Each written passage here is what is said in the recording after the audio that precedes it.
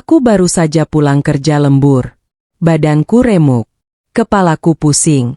Bajuku masih basah oleh keringat. Aku hanya ingin satu hal sederhana. Berbaring sebentar di kamar sambil menikmati udara dingin dari AC. Tapi baru 15 menit aku memejamkan mata, pintu kamarku dibuka paksa.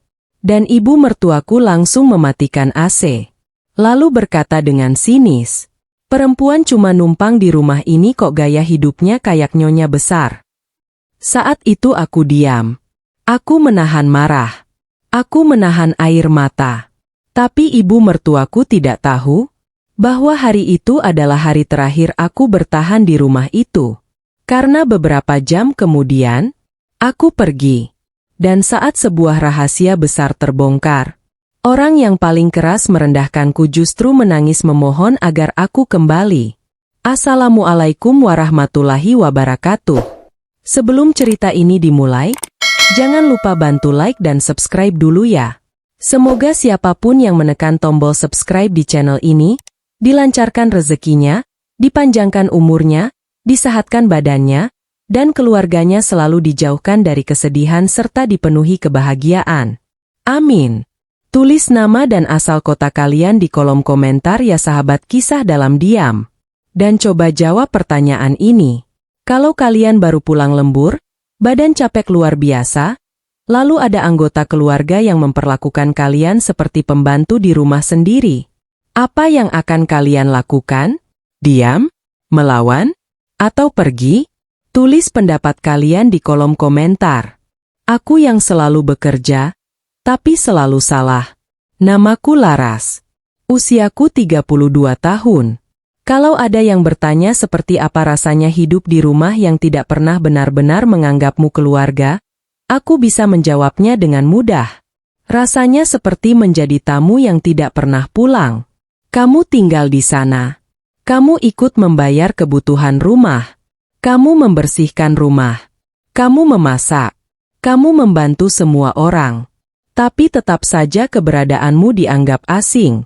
Itulah yang kurasakan selama 6 tahun menikah dengan Arga. 6 tahun. Waktu yang tidak sebentar. Waktu yang cukup untuk mengenal seseorang luar dalam. Dan waktu yang cukup untuk menyadari bahwa tidak semua orang yang tinggal serumah denganmu benar-benar menginginkan kebahagiaanmu. Saat pertama menikah dengan Arga, aku sebenarnya sangat bahagia. Arga lelaki yang baik, rajin bekerja, tidak suka berbohong, tidak pernah bermain tangan. Dan selama masa pacaran, dia selalu membuatku merasa dihargai. Karena itulah aku yakin menerima lamarannya. Aku percaya hidupku akan bahagia. Aku percaya rumah tangga kami akan penuh cinta. Aku percaya kami akan saling mendukung. Tapi ternyata aku lupa satu hal. Aku menikahi Arga. Dan aku juga menikahi keluarganya. Terutama ibunya. Bu Rina. Perempuan yang sampai hari ini masih sulit kupahami. Sejak awal pernikahan, beliau seolah sudah memiliki kesimpulan tentang diriku. Bahwa aku tidak cukup baik. Bahwa aku tidak cukup pantas. Bahwa aku tidak cukup berharga untuk menjadi istri anaknya. Awalnya aku berusaha berpikir positif. Mungkin beliau butuh waktu. Mungkin beliau belum mengenalku. Mungkin suatu hari nanti semuanya akan berubah. Tapi hari itu tidak pernah datang. Tidak pernah. Aku masih ingat 3 bulan setelah menikah. Saat itu aku bangun lebih pagi dari biasanya. Aku memasak soto ayam kesukaan Arga. Aku bahkan belajar resepnya dari internet agar hasilnya sempurna. Aku memasak hampir 2 jam. Dengan penuh semangat. Karena aku ingin membuat keluarga kecilku bahagia. Saat makanan disajikan, Arga tersenyum. Dia menyukainya. Aku ikut bahagia. Namun kebahagiaan itu hanya bertahan beberapa menit. Karena Bu Rina datang. Beliau mencicipi 1 sendok. Lalu langsung berkata, "Kurang enak." Aku tersenyum. Berusaha menerima kritik. "Mungkin kurang garam ya Bu." Beliau menggeleng. "Bukan." "Lalu apa?" "Kamu yang masak." Semua orang tertawa kecil. Aku ikut tersenyum. Padahal saat itu hatiku terluka. Karena aku tahu, itu bukan candaan. Itu sindiran. Dan sejak hari itu sindiran-sindiran seperti itu menjadi makanan sehari-hari. Saat aku membeli buah, katanya boros. Saat aku membeli sabun, katanya tidak bisa mengatur uang. Saat aku lembur, katanya istri tidak tahu tanggung jawab. Saat aku pulang cepat, katanya pemalas. Apapun yang kulakukan selalu salah. Dan yang paling menyakitkan, Arga selalu diam. Setiap kali aku mengadu, dia hanya berkata, "Sabar ya. Ibu memang begitu." Kalimat itu, kalimat yang selama bertahun-tahun membuatku merasa sendirian. Karena setiap kali aku mendengarnya, aku tahu tidak akan ada yang membelaku. Tidak ada yang berdiri di sampingku. Tidak ada yang mengatakan bahwa aku juga manusia yang bisa terluka. Aku hanya diminta sabar. Terus sabar. Dan sabar lagi. Sampai aku mulai bertanya dalam hati. Apakah kesabaran memang harus tanpa batas? Atau sebenarnya aku hanya sedang membiarkan diriku disakiti? Namun meski begitu aku tetap bertahan. Karena aku mencintai Arga. Dan aku percaya suatu hari dia akan berubah. Aku percaya suatu hari dia akan melihat semua pengorbananku. Karena aku bukan istri yang malas. Aku bekerja. Bahkan penghasilanku sering lebih besar daripada Arga. Setiap bulan aku ikut membayar listrik, air, internet, belanja rumah, biaya kebutuhan mendadak. Aku bahkan beberapa kali membantu biaya berobat Burina, tanpa pernah menghitung, tanpa pernah meminta kembali, karena aku menganggap mereka keluarga. Sayangnya, mereka tidak pernah menganggapku seperti itu. Puncaknya terjadi pada bulan Juli tahun lalu. Bulan yang sampai sekarang masih kuingat dengan sangat jelas. Perusahaanku sedang menjalankan proyek besar. Seluruh tim harus bekerja ekstra. Selama 2 minggu aku hampir selalu pulang malam. Kadang jam 9, kadang jam 10. Bahkan beberapa kali mendekati tengah malam. Tubuhku mulai kelelahan. Mataku sering perih. Kepalaku sering pusing. Tapi aku tetap bertahan. Karena tanggung jawab harus diselesaikan. Dan malam itu, aku baru saja menyelesaikan lembur 13 jam. Aku pulang dengan tubuh yang rasanya hampir roboh. Bajuku basah oleh keringat. Punggungku sakit. Kakiku pegal luar biasa. Aku bahkan hampir tertidur di perjalanan. Sesampainya di rumah, aku langsung masuk kamar. Aku tidak sempat makan. Tidak sempat mandi. Aku hanya ingin berbaring sebentar. Hanya sebentar. Aku menyalakan AC.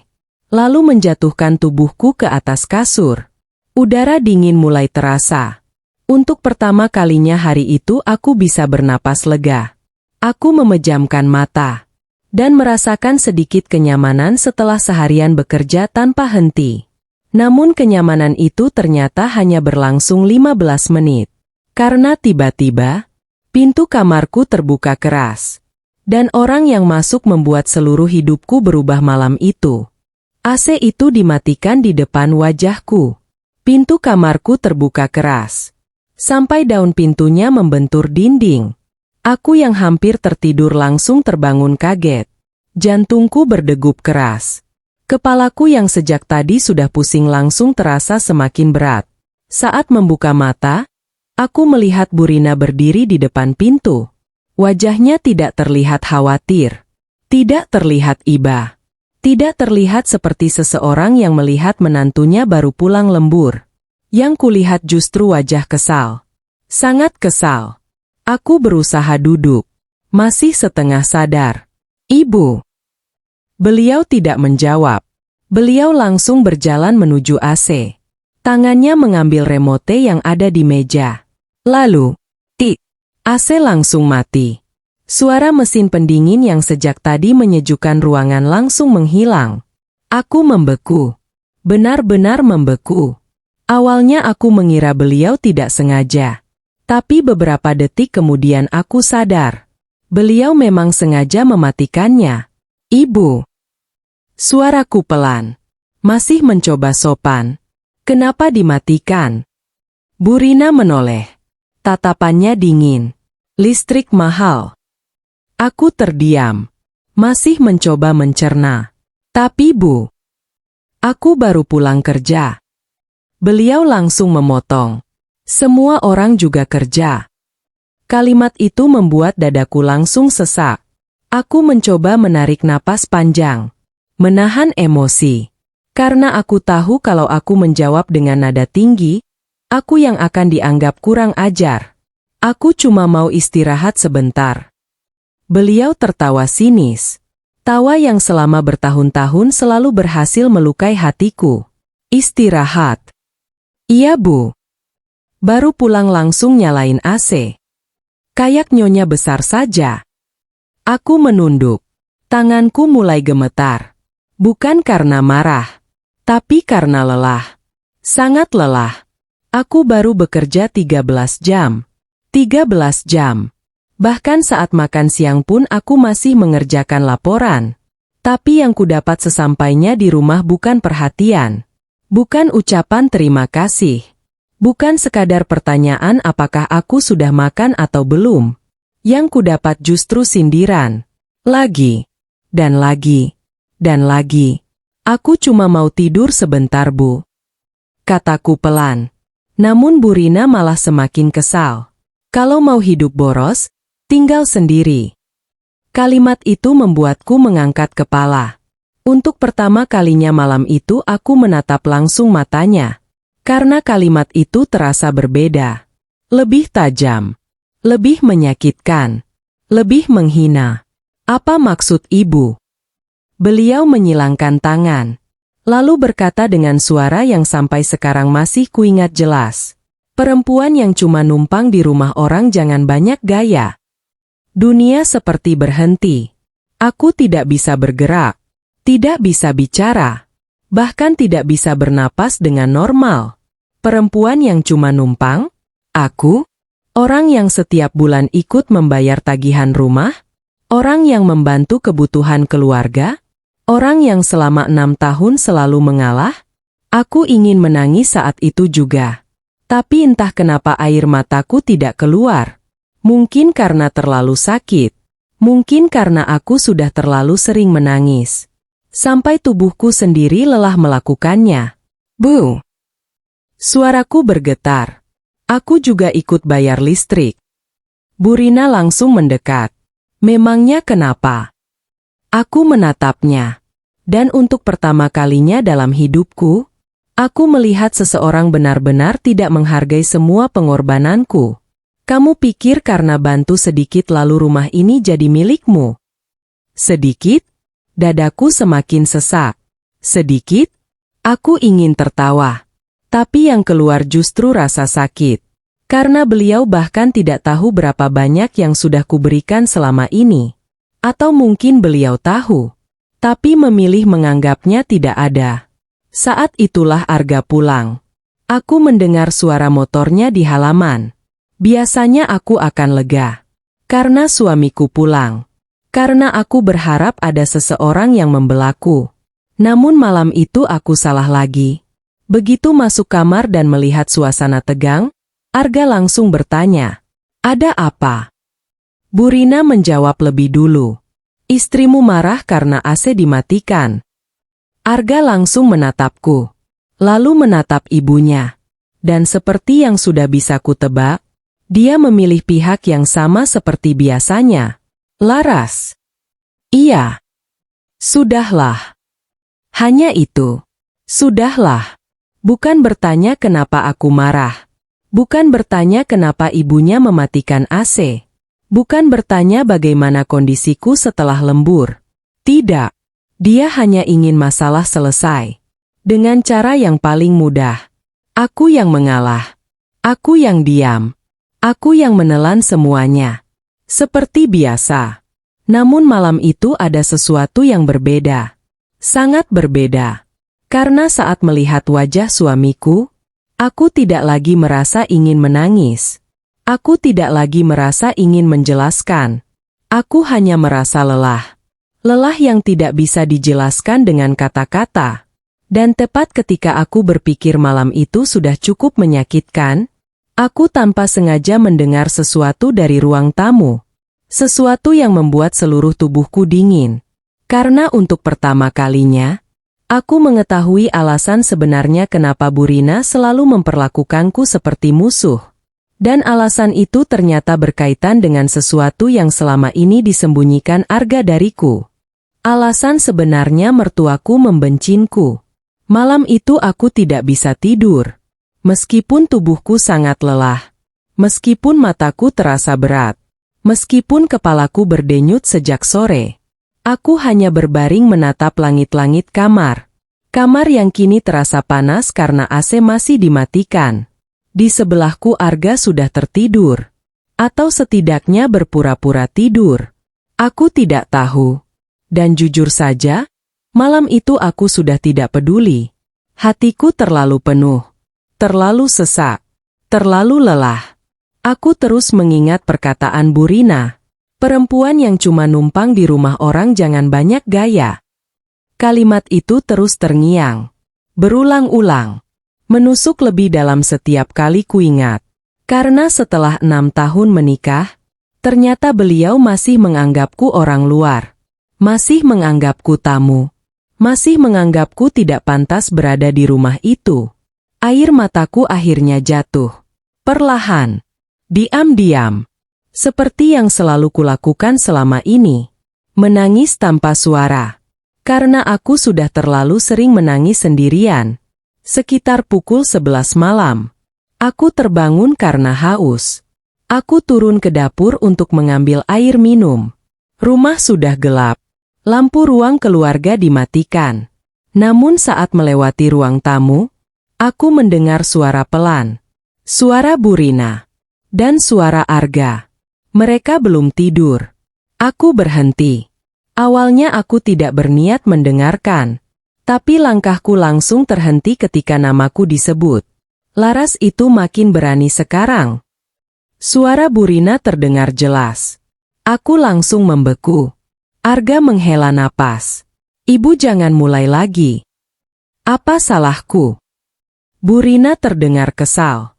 Aku cuma gak suka cara dia memandang kita. Dadaku mulai berdebar. Memangnya aku memandang mereka bagaimana? Aku bahkan selalu berusaha menghormati mereka. Selalu. Namun perkataan berikutnya membuat seluruh tubuhku dingin. Aku nggak pernah suka perempuan itu dari awal. Aku langsung memejamkan mata. Jadi benar. Semua ini memang bukan perasaanku saja. Beliau memang tidak pernah menyukaiku. Sejak awal. Sejak pertama kali bertemu. Arga terdengar lelah. Ibu masih mikirin itu. Tentu. Jawab Burina cepat. Lalu beberapa detik kemudian, kalimat yang keluar membuat darahku seperti berhenti mengalir. Kalau dulu kamu nurut sama ibu, kamu sudah menikah dengan Rani. Aku langsung membeku. Rani? Siapa Rani? Aku belum pernah mendengar nama itu. Sama sekali. Jantungku berdetak semakin cepat. Sementara di ruang tamu percakapan terus berlanjut. Ibu. Suara Arga mulai tegas. Itu sudah lama. Tapi tetap saja. Suara Burina meninggi. Rani jauh lebih pantas. Aku langsung menggenggam erat gelas di tanganku. Sampai jemariku memutih. Pantas? Jadi selama ini masalahnya itu? Burina masih menginginkan perempuan lain menjadi istri Arga? Air mataku mulai mengalir lagi. Namun yang lebih menyakitkan adalah jawaban Arga berikutnya. Aku tahu. Aku langsung membeku. Apa? Aku tahu? Hanya itu? Tidak ada pembelaan. Tidak ada bantahan. Tidak ada kalimat bahwa dia memilihku. Tidak ada. Sama sekali tidak ada. Dan saat itulah aku mulai menyadari sesuatu.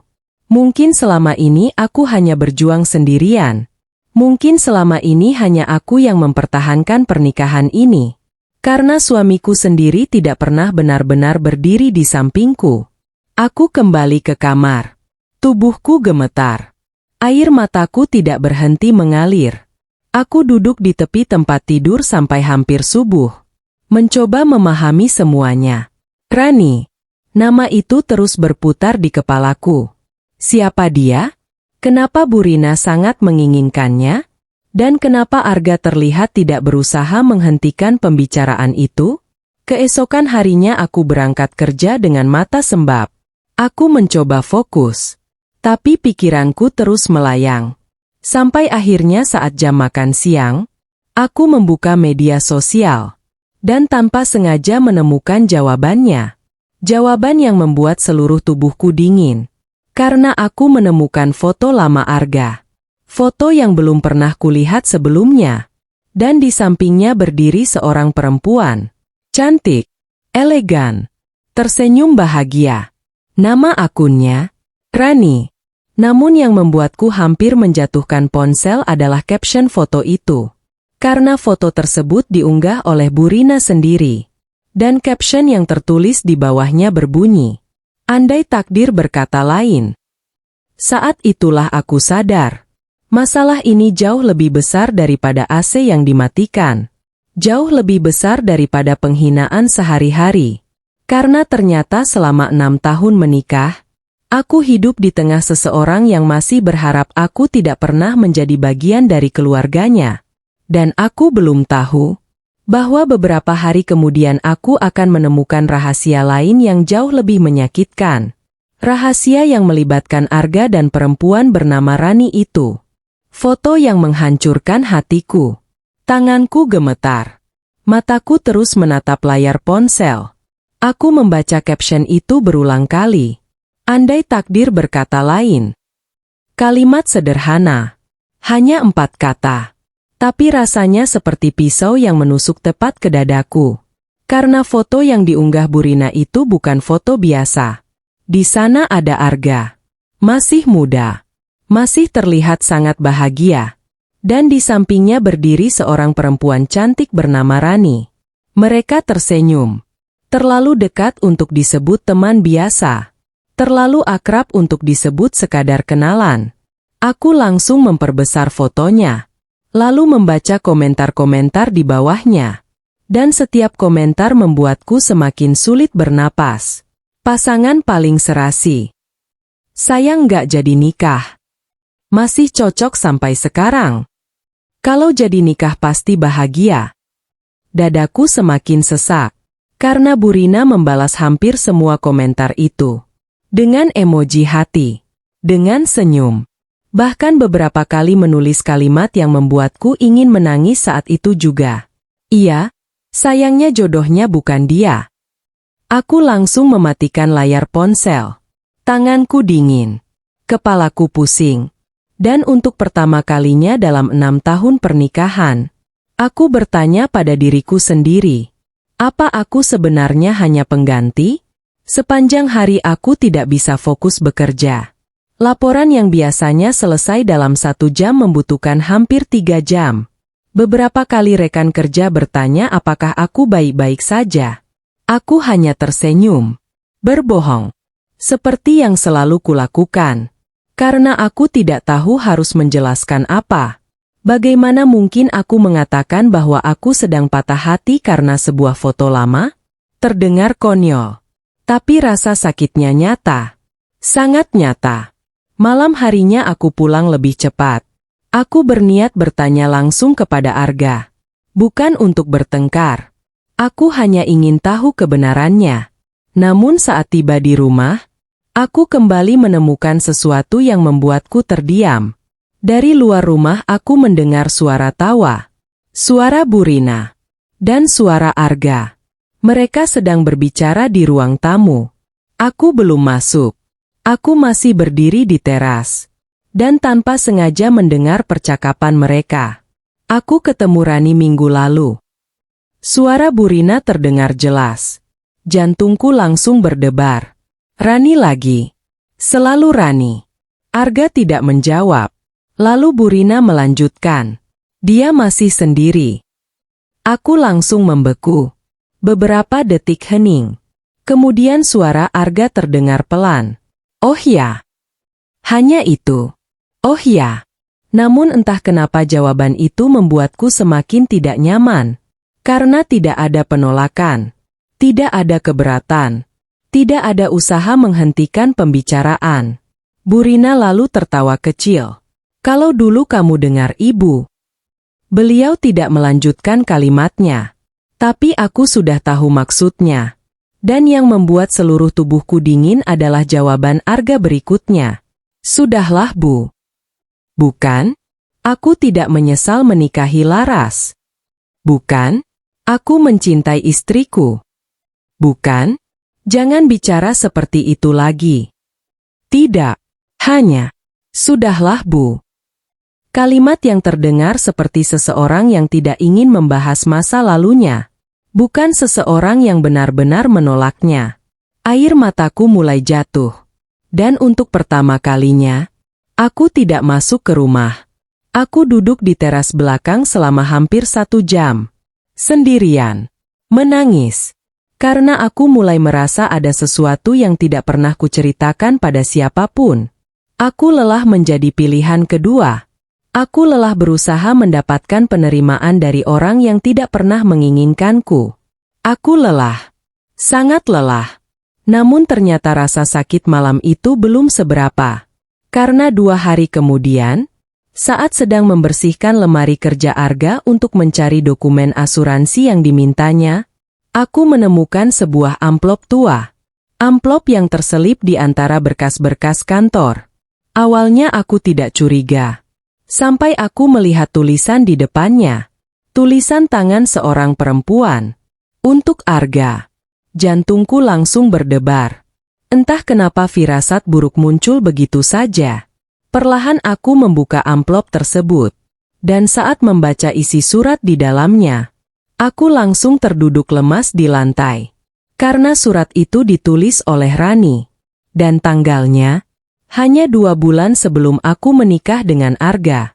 Namun yang membuat air mataku langsung jatuh adalah kalimat terakhir dalam surat tersebut.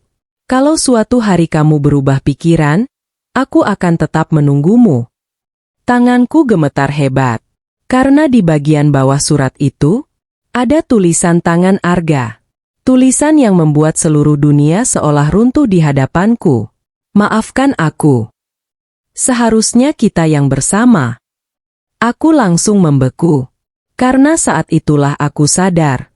Mungkin selama ini aku memang tidak pernah menjadi pilihan pertama suamiku. Dan aku belum tahu bahwa rahasia yang lebih besar lagi akan segera terbongkar. Rahasia yang menjadi alasan sebenarnya kenapa Burina selalu berusaha membuatku pergi dari rumah itu. Aku mulai mencurigai suamiku sendiri. Tanganku masih gemetar. Surat itu terjatuh ke lantai. Aku bahkan tidak sadar kapan air mataku mulai mengalir. Yang aku tahu, dadaku terasa sangat sakit. Sangat sakit. Bukan karena Rani mencintai Arga. Itu masih bisa kupahami. Mereka punya masa lalu. Mereka pernah dekat. Mungkin pernah saling menyukai. Tapi yang tidak bisa kuterima adalah tulisan Arga. Tulisan tangan suamiku sendiri. Tulisan yang jelas-jelas mengatakan, seharusnya kita yang bersama. Kalimat itu terus berputar di kepalaku. Berulang-ulang. Menghancurkan sedikit demi sedikit semua keyakinan yang selama ini kupegang. Aku selalu percaya bahwa Arga memilihku. Aku selalu percaya bahwa dia menikahiku karena cinta. Aku selalu percaya bahwa aku adalah perempuan yang ingin dia habiskan hidupnya bersama. Tapi sekarang, aku mulai meragukannya. Dan keraguan itu jauh lebih menyakitkan daripada penghinaan Burina selama 6 tahun. Malam itu aku menyimpan kembali surat tersebut. Persis seperti semula. Aku belum siap bertanya. Belum siap mendengar jawaban. Karena aku takut. Takut kalau semua yang kupikirkan ternyata benar. Saat Arga pulang kerja, aku mencoba bersikap biasa. Aku memasak makan malam. Aku menyajikan teh hangat. Aku duduk di meja makan seperti biasanya. Namun ada satu hal yang berbeda. Aku mulai memperhatikannya. Sangat memperhatikannya. Dan semakin aku memperhatikan, semakin banyak hal yang sebelumnya tidak pernah kusadari. Misalnya saat nama Rani muncul di televisi karena memenangkan sebuah penghargaan bisnis. Arga langsung menoleh. Hanya beberapa detik. Tapi cukup lama untuk membuatku menyadarinya. Lalu saat Bu Rina berkata, "Rani sekarang sukses sekali." Arga tidak menjawab. Namun dia juga tidak menghentikan pembicaraan itu. Seperti biasa. Dia hanya diam. Dan diamnya mulai terasa sangat mencurigakan. Beberapa hari kemudian aku lembur lagi. Kali ini sampai hampir jam 11 malam. Saat perjalanan pulang, aku menerima telepon dari Arga. "Ayu." "Iya." "Kamu langsung pulang ya?" Aku tersenyum kecil. Memangnya mau kemana lagi? Namun suara Arga terdengar aneh. Seolah gugup. Seolah menyembunyikan sesuatu. Aku cuma bilang saja. Aku mengernyit. Tapi tidak terlalu memikirkannya. Sampai akhirnya aku tiba di rumah. Dan saat membuka pintu, aku langsung membeku. Di ruang tamu ada Bu Rina. Ada Arga. Dan ada seorang perempuan yang belum pernah kulihat sebelumnya. Perempuan cantik, elegan, berpenampilan rapi. Dan yang membuat seluruh tubuhku dingin adalah cara Bu Rina tersenyum kepadanya. Senyum yang tidak pernah sekalipun beliau berikan kepadaku selama 6 tahun. Begitu melihatku masuk, suasana langsung berubah. Mendadak canggung. Mendadak sunyi. Aku langsung tahu. Ada sesuatu yang tidak beres. Bu Rina berdiri lebih dulu. "Oh, Lara sudah pulang?" Aku mengangguk. Masih menatap perempuan itu. Lalu perempuan tersebut tersenyum sopan. Dan berkata, "Halo." Jantungku langsung berdebar. Karena aku sudah bisa menebak siapa dia. Namun aku tetap bertanya, "Maaf, kita pernah bertemu?" Perempuan itu tersenyum tipis. Belum sempat menjawab. Bu Rina lebih dulu berkata, "Ini Rani." Dunia seperti berhenti. Aku benar-benar membeku. Untuk beberapa detik aku bahkan lupa bagaimana cara bernapas. Rani. Perempuan yang fotonya kusimpan di kepala selama berhari-hari. Perempuan yang suratnya kutemukan di lemari. Perempuan yang selama ini terus disebut-sebut oleh Bu Rina. Kini berdiri tepat di depan mataku. Di rumahku. Di ruang tamuku. Bersama suamiku. Dan ibu mertuaku. Air mataku hampir jatuh saat itu juga. Tapi aku menahannya. Aku menelan semuanya. Karena aku tidak mau terlihat lemah di depan mereka. Namun yang lebih menyakitkan adalah apa yang terjadi berikutnya. Karena beberapa menit kemudian, aku mengetahui bahwa kedatangan Rani malam itu ternyata bukan kebetulan. Bukan sekadar silaturahmi. Dan bukan sekadar kunjungan biasa. Melainkan bagian dari rencana yang sudah lama disusun oleh Bu Rina. Rencana yang bertujuan membuatku pergi dari rumah itu. Untuk selamanya. Mereka mempertemukan suamiku dengan mantannya. Aku berdiri di ruang tamu. Tubuhku terasa kaku. Sementara Rani duduk dengan tenang di sofa yang biasa ku tempati setiap malam. Bu Rina tersenyum lebar. Senyum yang selama 6 tahun tidak pernah ku terima. Sedangkan Arga terlihat sangat tidak nyaman. Dia beberapa kali menghindari tatapanku. Dan justru itu yang membuat dadaku semakin sesak. Karena kalau memang tidak ada apa-apa, kenapa dia terlihat bersalah?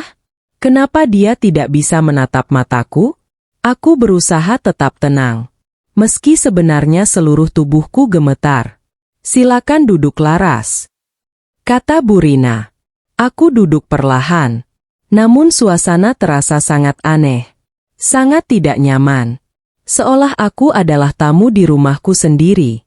Dan mereka bertiga adalah keluarga yang sebenarnya.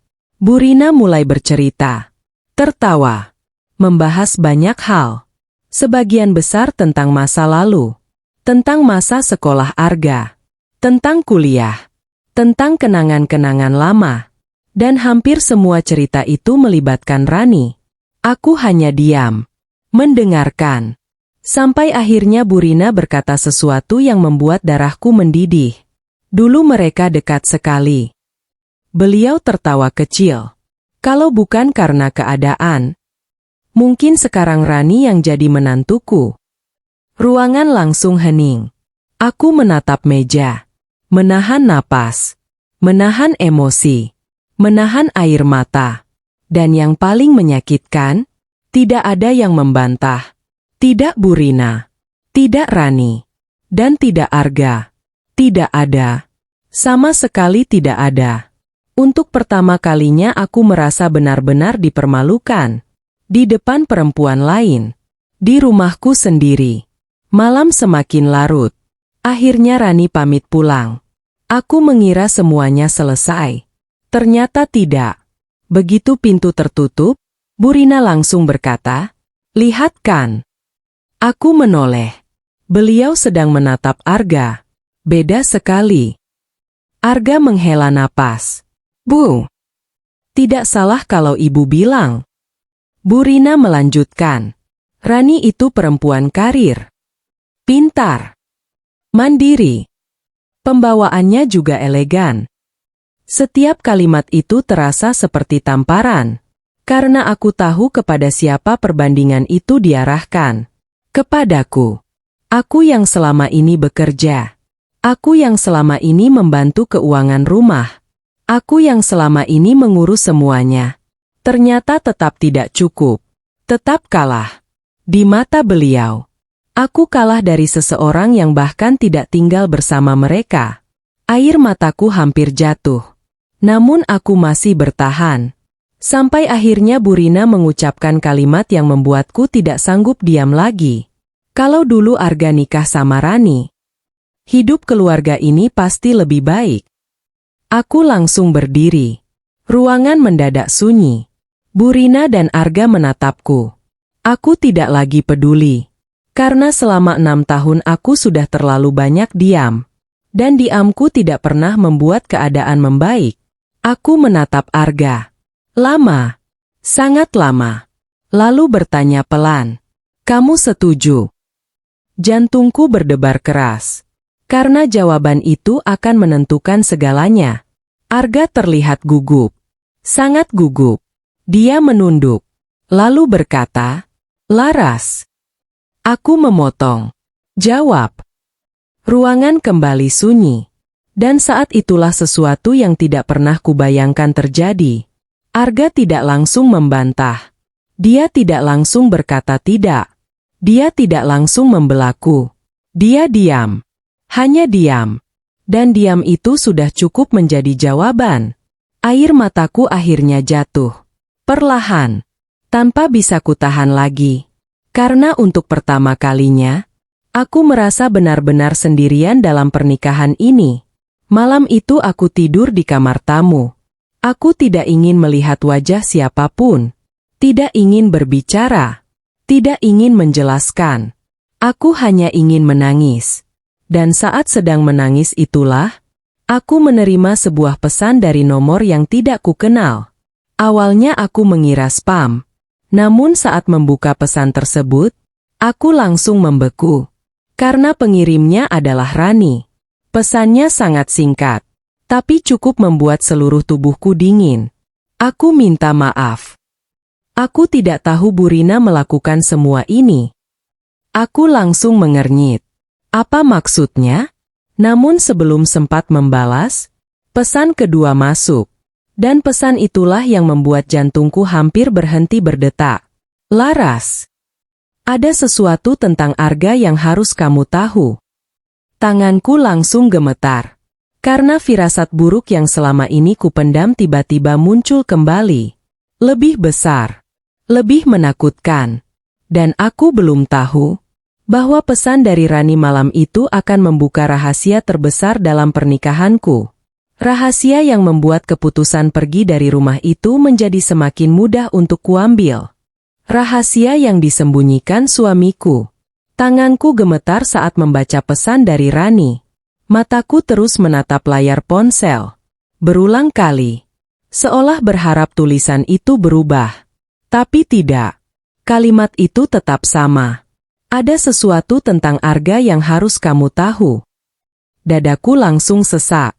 Karena selama beberapa minggu terakhir, hidupku memang terasa seperti rangkaian kebohongan yang terus terbuka satu persatu. Aku menarik napas panjang. Lalu membalas. Maksud kamu apa? Pesan itu terkirim. Dan selama beberapa menit tidak ada jawaban. Aku mulai gelisah. Sangat gelisah. Sampai akhirnya layar ponsel menyala. Balasan dari Rani masuk. Namun isinya justru membuat jantungku berdebar semakin keras.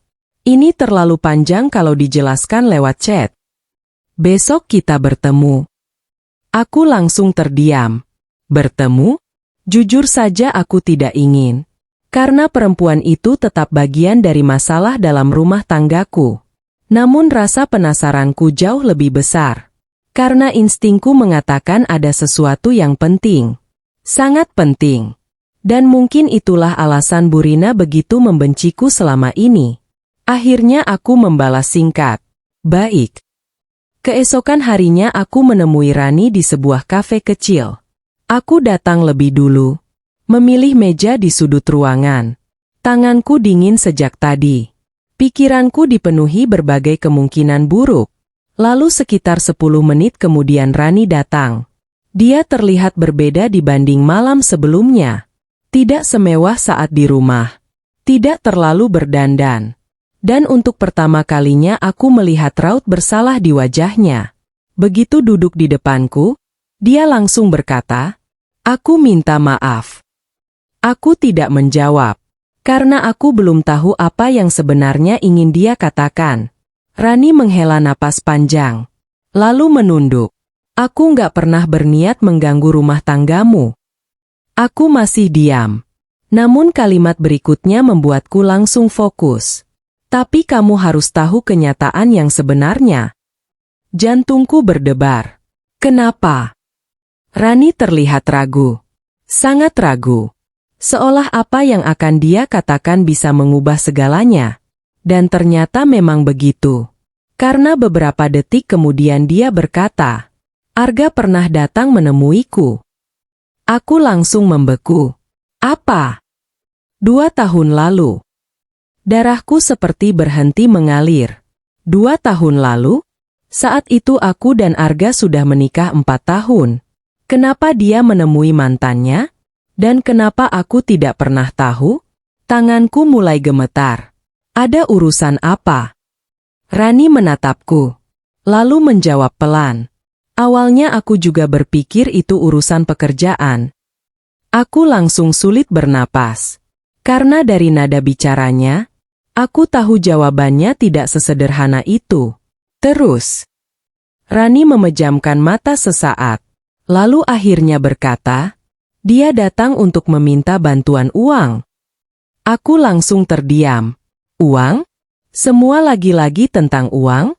Namun yang membuatku lebih terkejut adalah penjelasan berikutnya. Dulu Bu Rina punya hutang besar. Aku mengernyit. Hutang? Aku belum pernah mendengar soal itu. Sama sekali. Rani melanjutkan. Rumah mereka hampir disita. Aku langsung membeku. Apa? Rumah hampir disita? Bagaimana mungkin? Selama ini keluarga Arga selalu terlihat baik-baik saja. Bahkan Bu Rina sering membanggakan kondisi keuangan mereka. Aku mulai merasa ada sesuatu yang sangat besar yang belum ku ketahui. Kenapa aku nggak pernah tahu? Rani tersenyum pahit. Karena mereka menyembunyikannya. Dadaku semakin sesak. Satu kebohongan lagi. Satu rahasia lagi. Dan entah berapa banyak yang masih belum terbongkar. Kemudian Rani mengeluarkan ponselnya. Membuka sebuah foto lama. Lalu menunjukkannya kepadaku. Saat melihat foto itu, aku langsung membeku. Karena yang kulihat adalah Arga. Sedang duduk di sebuah meja. Wajahnya terlihat sangat tertekan. Dan di depannya ada beberapa lembar dokumen. Dokumen pinjaman. Aku bisa melihatnya dengan jelas. Tanggal itu. kata Rani pelan. Hari saat Arga meminta aku meminjamkan uang. Aku menatap layar. Masih tidak percaya. Namun yang membuatku semakin terkejut adalah kalimat berikutnya. Aku menolak. Aku mengangkat kepala. Dan Rani melanjutkan. Setelah itu, dia bilang akan mencari cara lain. Jantungku langsung berdebar. Cara lain? Apa maksudnya? Rani menatapku lama. Sangat lama. Seolah dia tidak tega mengatakan semuanya. Namun akhirnya kalimat itu keluar. Kalimat yang membuat seluruh tubuhku dingin. Beberapa minggu setelah itu, dia bilang sudah menemukan orang yang bisa menyelamatkan keluarganya. Aku mulai sulit bernapas. Karena entah kenapa, aku sudah tahu siapa orang itu. Aku. Rani mengangguk pelan. Seolah membaca pikiranku. Laras. Aku rasa sejak awal mereka memang mengandalkan penghasilanmu. Air mataku langsung jatuh. Karena untuk pertama kalinya, semua potongan puzzle mulai menyatu. Kenapa Burina terus mengkritikku tapi tidak pernah menginginkan aku pergi? Kenapa Arga selalu memintaku mengalah? Kenapa setiap ada masalah keuangan aku selalu diminta membantu? Karena selama ini, mereka membutuhkanku. Bukan karena mencintaiku, tapi karena membutuhkan apa yang kumiliki.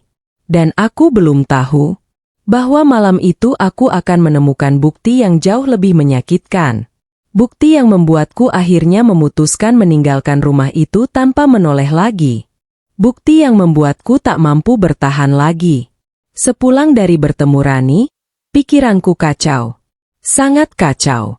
Sepanjang perjalanan pulang aku terus mengingat satu kalimat yang diucapkannya. Aku rasa sejak awal mereka memang mengandalkan penghasilanmu. Kalimat itu terdengar kejam. Tapi semakin kupikirkan, semakin masuk akal. Karena selama 6 tahun terakhir, setiap kali ada masalah keuangan, aku selalu menjadi orang pertama yang diminta membantu. Saat atap rumah bocor, aku yang membayar. Saat motor Arga rusak, aku yang membantu. Saat Burina sakit dan harus menjalani pemeriksaan, aku yang menanggung sebagian biaya.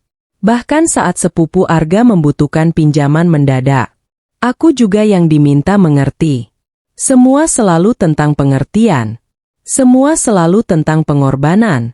Dan anehnya, yang diminta berkorban selalu aku. Malam itu aku tiba di rumah sekitar pukul 8. Rumah terlihat sepi. Burina sedang menghadiri pengajian. Sedangkan Arga belum pulang. Untuk pertama kalinya setelah sekian lama, aku sendirian. Aku masuk ke kamar. Duduk di tepi kasur. Lalu tanpa sadar melihat lemari tempat aku menemukan surat Rani beberapa hari lalu. Dadaku langsung berdebar. Entah kenapa ada dorongan untuk membukanya lagi. Aku tidak tahu apa yang kucari. Tapi instingku mengatakan masih ada sesuatu yang belum kutemukan. Sesuatu yang penting. Sangat penting. Perlahan aku membuka laci paling bawah. Mencari di antara tumpukan dokumen lama. Awalnya tidak ada yang aneh. Sampai aku menemukan sebuah map hitam. Map yang belum pernah kulihat sebelumnya. Tidak ada nama. Tidak ada label. Hanya map hitam polos. Namun saat kubuka, seluruh tubuhku langsung membeku.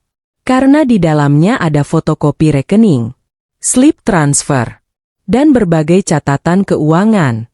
Aku mulai membacanya satu persatu. Dan semakin kubaca, semakin dingin seluruh tubuhku. Ada banyak transfer dari rekeningku ke rekening Arga. Transfer yang kuingat. Karena sebagian memang kulakukan sendiri. Namun yang membuatku terkejut adalah catatan tulisan tangan yang menempel di beberapa lembar dokumen itu. Tulisan tangan Burina. Aku mengenalinya dengan sangat baik. Di salah satu kertas tertulis, kalau Laras dapat bonus akhir tahun, masalah ini selesai. Aku langsung membeku. Bonus akhir tahun? Masalah apa? Tanganku mulai gemetar. Lalu aku membuka lembar berikutnya. Dan kali ini napasku benar-benar tercekat. Karena tertulis, tabungan Laras masih cukup untuk membantu cicilan sampai 6 bulan. Air mataku langsung jatuh. Aku membaca ulang, lalu membaca lagi. Berharap aku salah paham. Namun tidak. Tulisan itu sangat jelas. Sangat jelas. Mereka menghitung uangku. Mereka menghitung tabunganku. Mereka membahas keuanganku tanpa sepengetahuanku. Dan yang lebih menyakitkan, semuanya dilakukan seperti sedang membahas aset. Bukan manusia. Bukan anggota keluarga. Aku merasa seperti dompet berjalan. Bukan istri. Bukan menantu. Namun kejutan terbesar ternyata belum muncul. Karena di bagian paling bawah map itu ada satu dokumen yang membuat kakiku lemas. Sebuah formulir pengajuan pinjaman bank. Atas nama Arga. Nilainya sangat besar. Hampir 300 juta rupiah. Dan pada bagian sumber pembayaran tertulis satu kalimat yang membuatku menangis saat itu juga. Didukung oleh penghasilan istri. Aku langsung terduduk di lantai. Tidak sanggup berdiri. Tidak sanggup berpikir. Karena aku sama sekali tidak pernah mengetahui pinjaman itu. Tidak pernah. Bahkan tidak pernah diberitahu. Tapi penghasilanku digunakan sebagai jaminan kemampuan pembayaran. Tanpa persetujuanku. Tanpa sepengetahuanku. Dan saat itulah sesuatu di dalam diriku akhirnya patah. Benar-benar patah. Bukan marah, bukan kecewa, melainkan kepercayaan. Kepercayaan yang selama ini kupelihara dengan susah payah. Air mataku terus mengalir. Sampai akhirnya aku mendengar suara pintu depan terbuka. Arga pulang. Aku buru-buru mengembalikan semua dokumen ke tempat semula. Lalu duduk di kamar. Mencoba tenang. Namun saat Arga masuk dan tersenyum seperti tidak terjadi apa-apa, aku hampir tidak mengenalinya lagi. Aku melihat laki-laki yang selama ini kucintai. Tapi aku juga melihat seseorang yang menyimpan terlalu banyak rahasia. Dan malam itu, untuk pertama kalinya aku bertanya langsung. Arga. Iya. Kamu pernah mengajukan pinjaman 300 juta? Wajahnya langsung berubah. Pucat. Sangat pucat. Dan reaksi itu sudah cukup menjadi jawaban. Namun yang lebih mengejutkan adalah apa yang terjadi setelahnya. Karena alih-alih menjelaskan, Arga justru berkata sesuatu yang membuatku semakin yakin bahwa aku harus pergi. Sesuatu yang membuat seluruh luka selama 6 tahun akhirnya mencapai batasnya. Kalimat yang menghancurkan semuanya. Aku menatap Arga. Jantungku berdetak sangat cepat.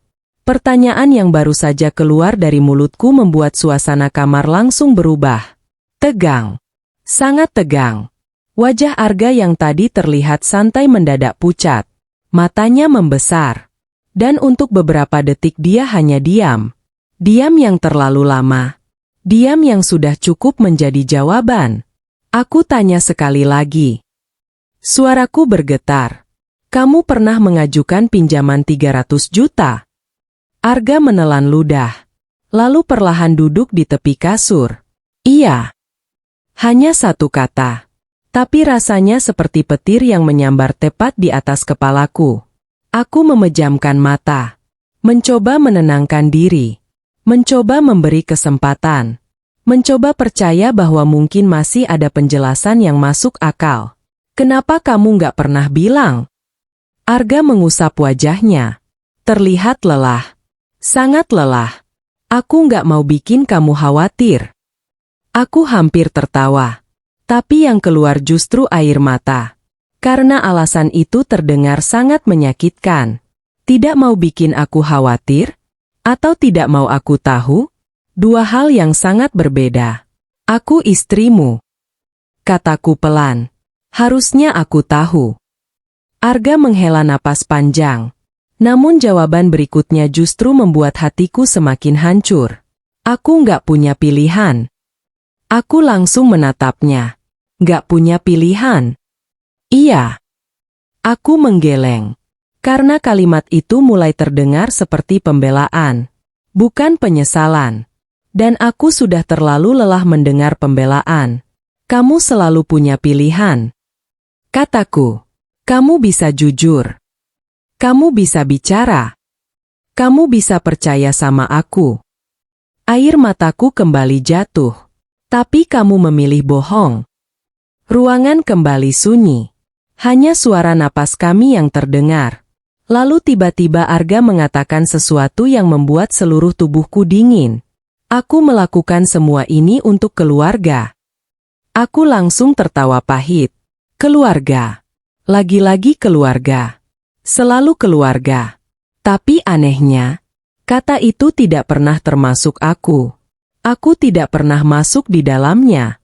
Aku hanya alat untuk menyelamatkan keluarga mereka. Bukan bagian dari keluarga itu sendiri. Aku berdiri. Berjalan menuju jendela. Mencoba mengatur napas. Karena kalau tetap menatap Arga, aku takut akan mengatakan sesuatu yang tidak bisa kutarik kembali. Namun saat itulah Arga berkata lagi.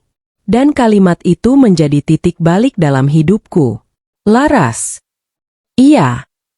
Kamu harus mengerti keadaan kami. Aku menoleh perlahan. Dan untuk pertama kalinya, aku melihat sesuatu yang membuatku benar-benar menyerah. Arga tidak meminta maaf. Dia tidak menyesal. Dia masih meminta pengertian. Masih. Setelah semua yang kutemukan. Setelah semua kebohongan. Setelah semua penghinaan yang kuterima. Dia masih meminta aku mengerti. Dan saat itulah aku sadar. Masalah terbesar dalam pernikahan ini bukan Burina. Bukan Rani. Bukan hutang. Masalah terbesar dalam pernikahan ini adalah Arga tidak pernah benar-benar memilihku. Tidak pernah. Dia selalu memilih ibunya. Memilih keluarganya. Memilih kenyamanan. Dan membiarkanku berjuang sendirian. Air mataku berhenti. Aneh. Sangat aneh. Karena biasanya aku akan menangis lebih keras. Tapi malam itu tidak. Justru aku merasa tenang. Sangat tenang. Tenang yang menakutkan. Karena sesuatu di dalam diriku sudah selesai. Sudah lelah berharap. Sudah lelah menunggu. Sudah lelah berjuang. Keesokan paginya aku mengajukan cuti 3 hari. Aku tidak memberitahu siapapun. Tidak kepada Arga. Tidak kepada Burina. Tidak kepada siapapun. Lalu aku pergi ke bank. Mengurus rekeningku. Mengamankan tabunganku. Memindahkan beberapa investasi. Dan untuk pertama kalinya setelah bertahun-tahun, aku mulai memikirkan diriku sendiri. Bukan keluarga mereka. Bukan kebutuhan mereka. Bukan masalah mereka. Diriku sendiri. Saat keluar dari bank, aku merasa bersalah. Sedikit. Namun perasaan itu segera hilang ketika ponselku berbunyi. Pesan dari Burina. Laras, bulan depan cicilan rumah naik. Kamu bisa bantu lebih banyak kan? Aku membaca pesan itu berkali-kali. Lalu tertawa kecil. Tawa yang pahit. Karena bahkan setelah semua yang terjadi, yang dipikirkan tetap uang. Selalu uang. Tidak ada pertanyaan apakah aku baik-baik saja. Tidak ada pertanyaan tentang perasaanku. Tidak ada. Yang ada hanya kebutuhan mereka. Dan saat itulah aku membuat keputusan. Keputusan yang akan mengubah hidupku. Aku membuka aplikasi pemesanan hotel. Lalu memesan tiket ke Yogyakarta. Sendirian. Untuk seminggu. Aku ingin pergi. Aku ingin bernapas. Aku ingin hidup tanpa tekanan mereka meski hanya beberapa hari.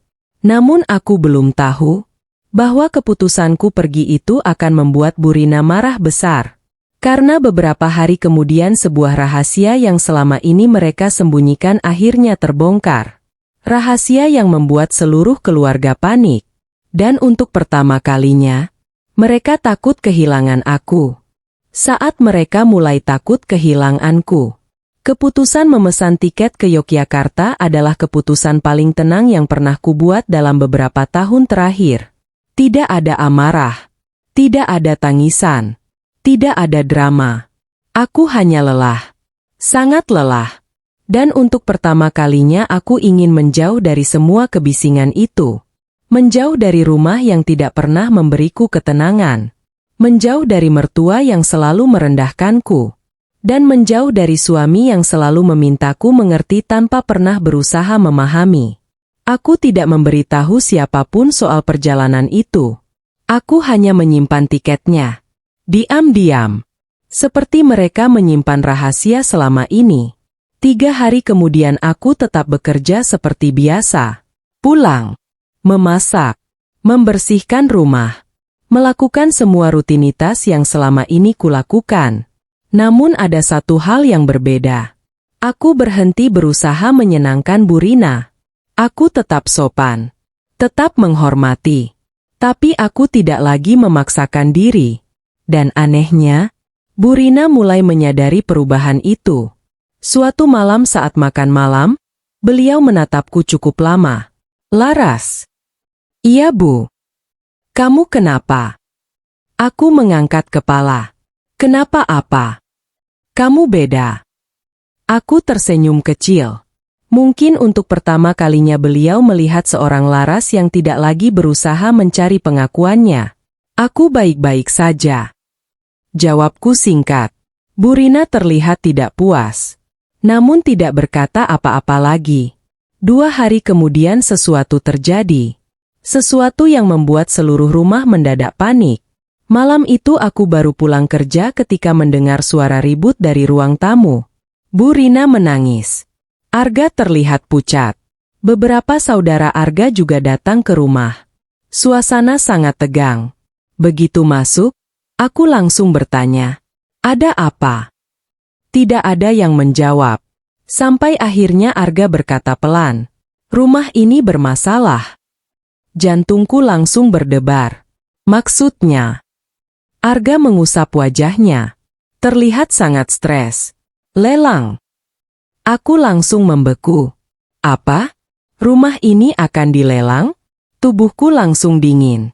Dan untuk pertama kalinya, aku melihat Bu Rina benar-benar ketakutan. Bukan marah. Bukan kesal.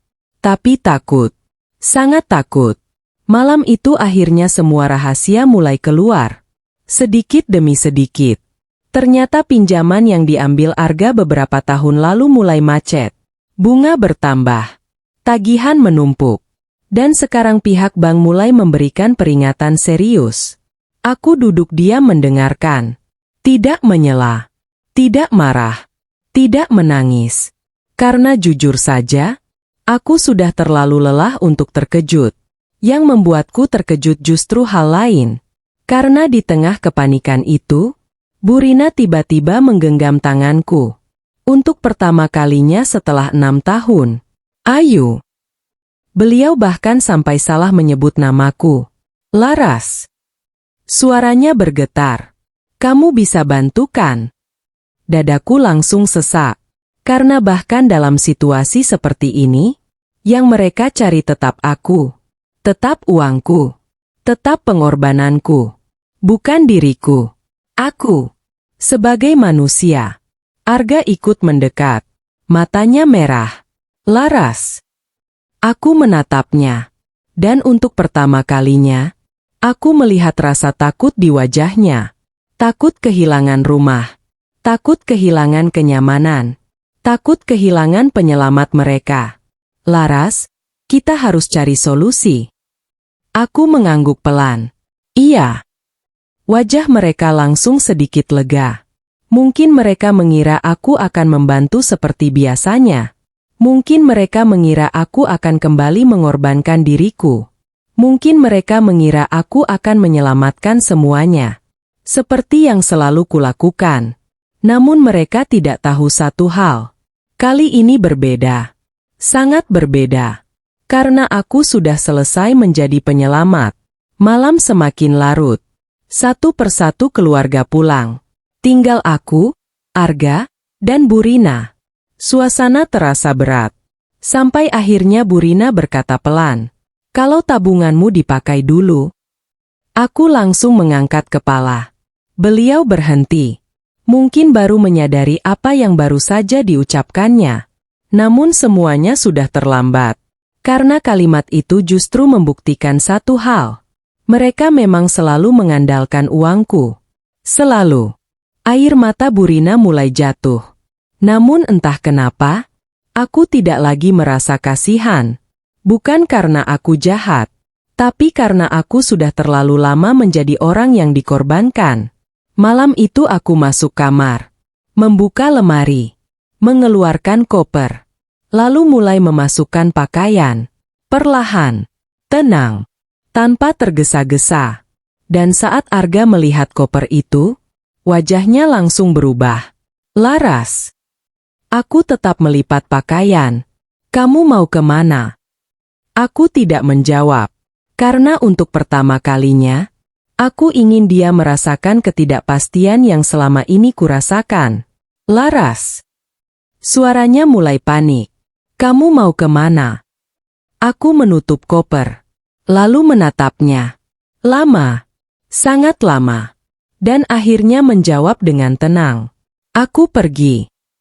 Wajah Arga langsung pucat. Karena untuk pertama kalinya sejak kami menikah, dia sadar bahwa aku benar-benar bisa meninggalkan mereka. Dan dia belum tahu bahwa keesokan harinya sebuah dokumen akan terbongkar. Dokumen yang membuat seluruh keluarga menyadari siapa yang sebenarnya selama ini menyelamatkan rumah itu. Dan saat kebenaran itu muncul, orang yang paling sering merendahkanku akan menangis memohon agar aku tidak pergi. Dokumen yang membuat mereka terdiam. Aku pergi. Kalimat itu keluar dari mulutku dengan tenang. Sangat tenang. Namun efeknya langsung terlihat di wajah Arga. Dia membeku. Benar-benar membeku. Seolah tidak percaya dengan apa yang baru saja didengarnya. Laras. Suaranya melemah. Kamu serius? Aku menutup koper. Lalu duduk di tepi kasur. Aku sudah terlalu lama serius. Arga menatapku. Matanya mulai memerah. Tapi anehnya, untuk pertama kalinya aku tidak merasa iba. Karena selama bertahun-tahun saat aku menangis, tidak ada seorang pun yang benar-benar melihat lukaku. Malam itu Arga tidak tidur. Aku tahu. Karena beberapa kali aku melihatnya duduk sendirian di ruang tamu, menatap kosong. Sementara Burina terus mondar-mandir, panik, gelisah. Dan untuk pertama kalinya sejak aku mengenalnya, aku melihat wanita itu ketakutan. Namun bukan karena kehilanganku. Bukan. Melainkan karena masalah rumah yang hampir dilelang. Dan perasaan itu justru membuat hatiku semakin sakit. Karena bahkan saat aku akan pergi, yang mereka takutkan bukan kehilangan Laras, melainkan kehilangan orang yang selama ini membantu menopang hidup mereka. Pagi harinya aku mengambil cuti. Aku tidak berangkat kerja. Aku juga tidak membatalkan tiket ke Yogyakarta. Semua tetap sesuai rencana. Namun sebelum pergi, aku memutuskan satu hal. Aku ingin mengetahui seluruh kebenaran. Bukan setengah, bukan sebagian, tapi semuanya. Aku pergi ke bank, meminta salinan beberapa dokumen keuangan yang berkaitan dengan pinjaman rumah, karena namaku pernah digunakan sebagai referensi penghasilan. Awalnya petugas tampak ragu, namun setelah proses administrasi selesai, aku akhirnya mendapatkan beberapa dokumen penting, dan saat membaca isinya, seluruh tubuhku langsung dingin. Sangat dingin. Karena ternyata selama ini aku hanya mengetahui sebagian kecil dari masalah yang sebenarnya. Aku duduk di area tunggu bank. Tanganku gemetar saat membuka berkas demi berkas. Lalu aku menemukan satu dokumen. Dokumen yang membuat napasku tercekat. Dokumen yang menjelaskan siapa yang sebenarnya menyelamatkan rumah itu selama bertahun-tahun. Dan ternyata, bukan Arga, bukan Burina, bukan siapapun dari keluarga mereka, melainkan aku. Air mataku langsung jatuh. Karena selama ini hampir seluruh cicilan tambahan dibayar menggunakan transfer dari rekeningku. Bahkan beberapa tunggakan lama diselesaikan menggunakan bonus kerjaku. Dan yang paling menyakitkan, semuanya dicatat. Sangat rapi. Sangat detail. Seolah aku hanya sumber dana. Bukan anggota keluarga. Aku langsung pulang. Membawa semua salinan dokumen itu. Saat tiba di rumah, ternyata beberapa saudara Arga sedang berkumpul. Membahas masalah rumah. Suasana tegang. Semua terlihat panik. Begitu melihatku masuk membawa map besar, semua mata langsung menoleh. Ada apa Laras? Tanya salah satu paman Arga. Aku tidak menjawab. Aku berjalan ke meja. Lalu meletakkan seluruh dokumen di atasnya. Satu persatu. Ruangan langsung hening. Apa itu? Tanya Bu Rina. Aku menatapnya. Lalu menjawab pelan. Kebenaran. Jantungku berdetak sangat keras. Namun aku tidak mundur. Tidak kali ini. Karena aku sudah terlalu lama diam. Satu persatu mereka membaca dokumen tersebut. Awalnya biasa saja. Lalu wajah mereka mulai berubah. Bingung. Terkejut. Tidak percaya. Dan akhirnya, malu. Karena untuk pertama kalinya mereka mengetahui sesuatu yang selama ini tidak pernah mereka sadari. Bahwa uang yang menyelamatkan rumah itu selama bertahun-tahun berasal dariku. Dari lemburku. Dari bonusku. Dari tabunganku. Dari kerja kerasku. Bukan dari orang lain. Ruangan menjadi sangat sunyi. Tidak ada yang bicara. Tidak ada yang membantah. Karena semuanya tertulis jelas. Lengkap, dengan tanggal, dengan nominal, dengan bukti transfer, dengan tanda terima. Semuanya ada. Air mata Bu Rina mulai mengalir. Beliau membaca satu halaman, lalu halaman berikutnya. Dan semakin dibaca, wajahnya semakin pucat. Astagfirullah. Suaranya bergetar. Untuk pertama kalinya aku melihat Bu Rina kehilangan kata-kata. Beliau menatapku, lalu menatap dokumen itu lagi, seolah baru sadar sesuatu.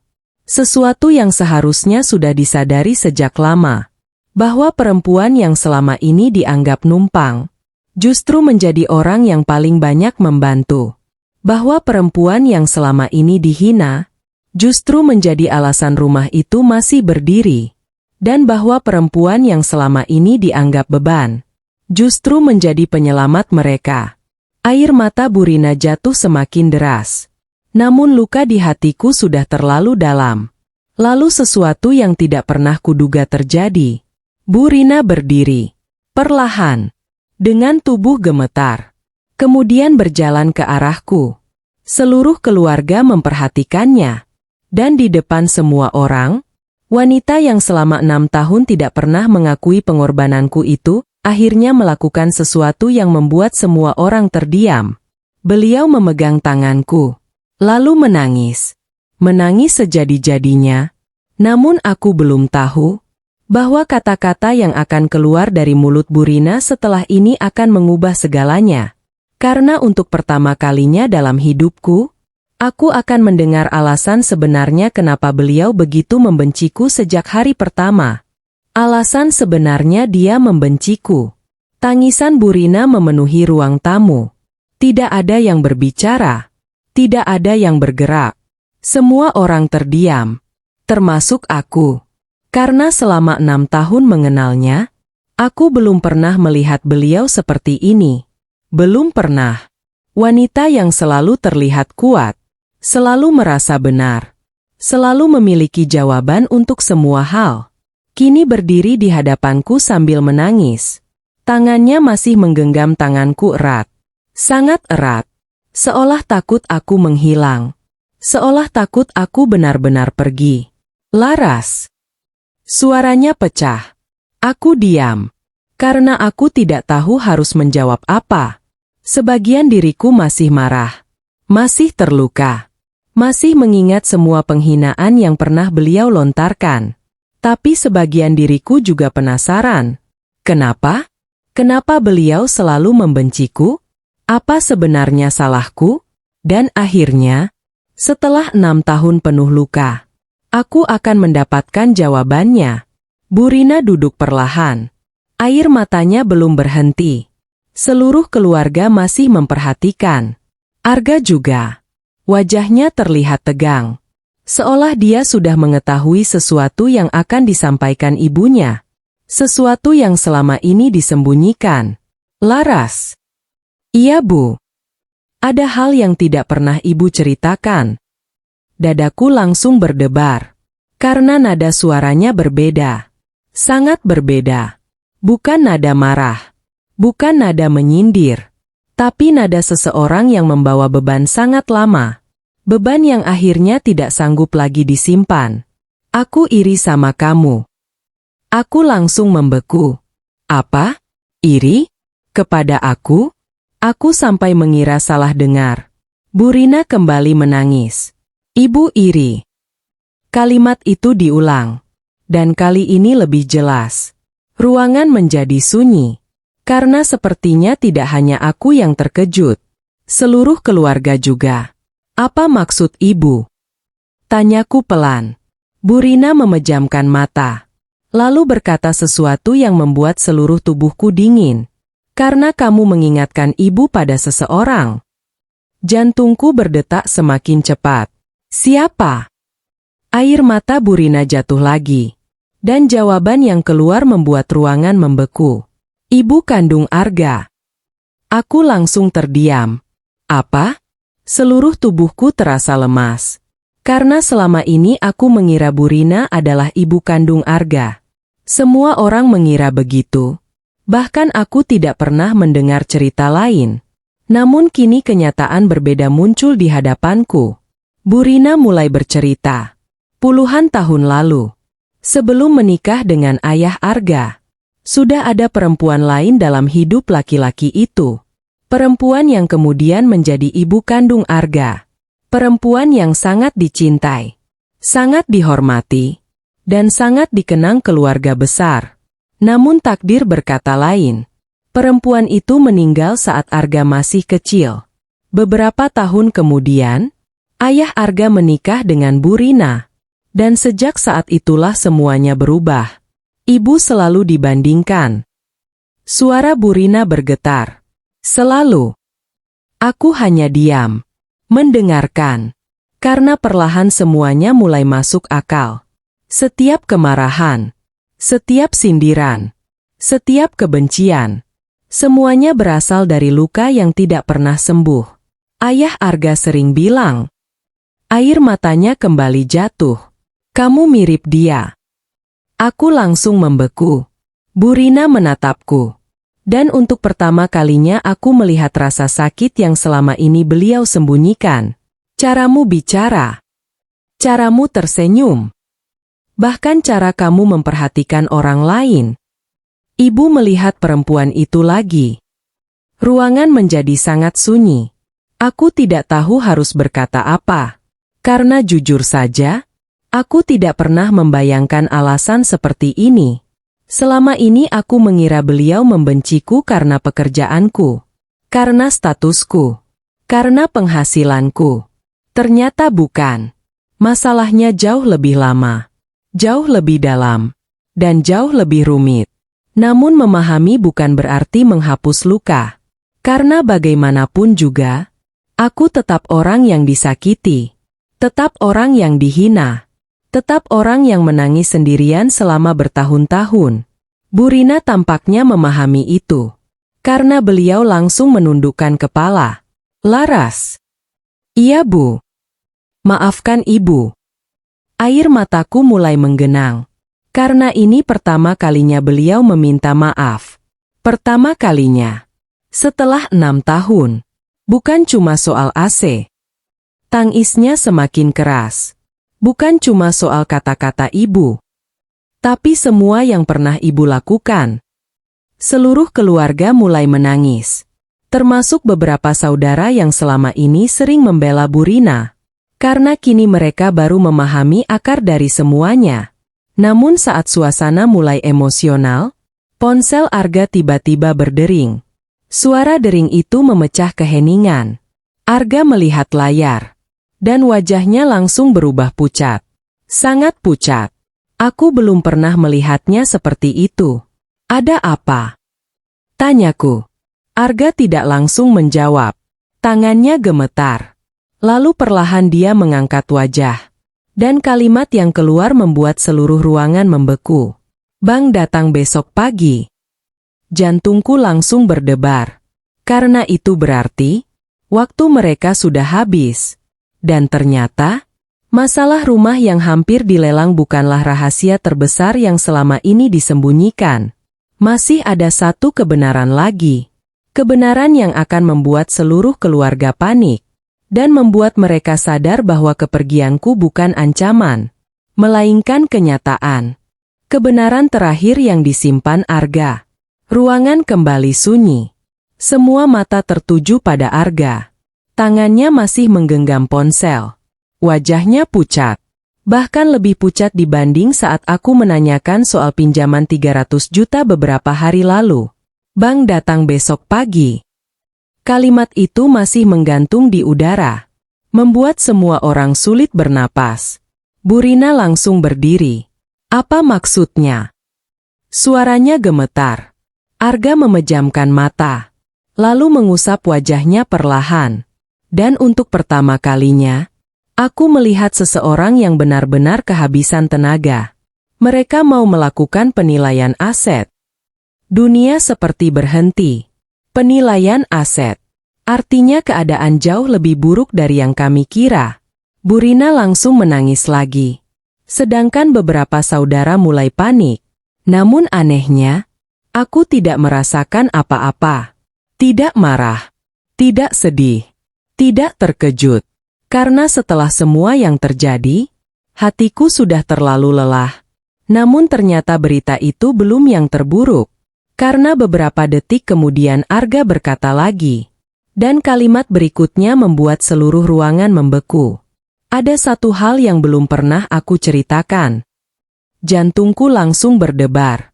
Karena setiap kali seseorang mengatakan kalimat itu, biasanya akan muncul masalah baru. Dan aku sudah terlalu sering mengalaminya. Apalagi? Tanya Burina dengan suara bergetar. Arga menunduk. Lama sekali. Sampai akhirnya dia berkata pelan. Rumah ini bukan satu-satunya jaminan. Aku langsung membeku. Apa? Maksudnya? Burina terlihat bingung. Aku nggak mengerti. Arga menelan ludah. Lalu mengeluarkan sebuah map dari tas kerjanya. Map yang terlihat sangat usang. Seolah sudah lama disimpan. Dan saat map itu dibuka, aku langsung merasakan firasat buruk. Sangat buruk. Karena di dalamnya ada banyak dokumen. Dokumen pinjaman. Dokumen perjanjian. Dan beberapa lembar fotokopi sertifikat. Tanganku mulai dingin. Sementara Arga berkata pelan. Ada satu aset lagi yang dipakai sebagai jaminan. Semua orang menunggu. Dan saat itulah Arga mengangkat wajah. Lalu menatapku. Tatapan yang penuh rasa bersalah. Tatapan yang membuatku langsung tahu. Aset itu berhubungan denganku. Sangat berhubungan. Laras. Suaranya pecah.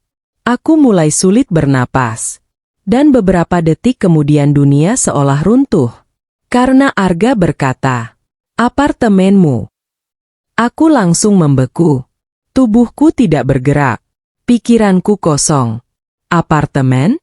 Apartemen kecil yang kubeli sebelum menikah? Apartemen yang selama ini kusewakan? Apartemen yang menjadi hasil kerja keras bertahun-tahun? Air mataku langsung jatuh. Bukan karena uangnya, tapi karena pengkhianatannya. Apa? Untuk pertama kalinya selama bertahun-tahun aku meninggikan suara. Ruangan langsung sunyi. Arga menunduk. Tidak berani menatapku. Sedangkan aku gemetar hebat. Bagaimana bisa? Suaraku pecah. Itu apartemenku. Arga mulai menangis. Dan apa yang dia katakan berikutnya membuat seluruh keluarga syok. Aku memalsukan surat kuasa. Ruangan langsung gaduh. Beberapa orang berdiri. Ada yang menutup mulut.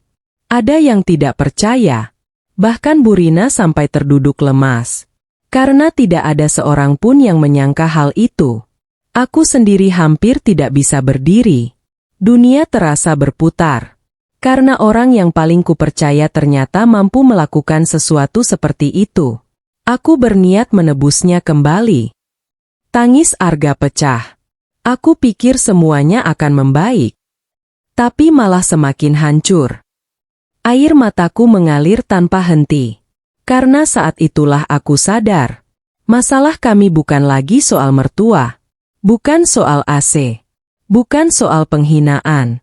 Tapi soal kepercayaan yang benar-benar dihancurkan. Dan tidak ada yang lebih menyakitkan daripada dikhianati oleh orang yang paling kita percaya.